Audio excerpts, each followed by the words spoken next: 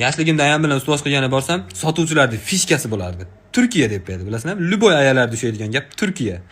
Ayollarga farqi yo'q emas. Turkiyani eshitgandan keyin vulkanizatsiyadan ham bera oladi kiyimni. Uka, mana mana shu Turkiya. Voy, bu Turkiya emas. Siz nimaga Turkiya emas?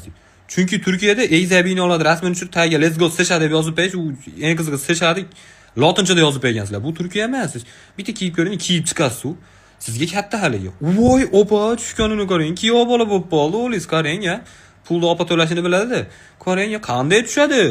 U 1-2 razmer katta bo'lsa ham mayli. Umrimni oxirigacha u darajada katta bo'lib ketishimni ishonmayman-da, men tushunasizlar? Rangi ham yomon. Mana shu bola uchun ishlab chiqarilgan. Ha, men uchun zavodda bittasi o'tirib olib, Feruz uchun bitta vodolaska qilamiz, sariq bo'ladi, oqda yozib qo'yamiz. Bilmayman, daltonikmi, did nima bo'lganini bilmayman men. Ko'chadan topib olgan didini, tushunasizlar? Patinkalar razmerini aytmasa ham bo'ladi. 38 ba'zida katta, ba'zida kichkina kelib qoladi. Bilmayman, ular razmerni ob-havoga qarab ham 38-40 ta tuyuladi deb.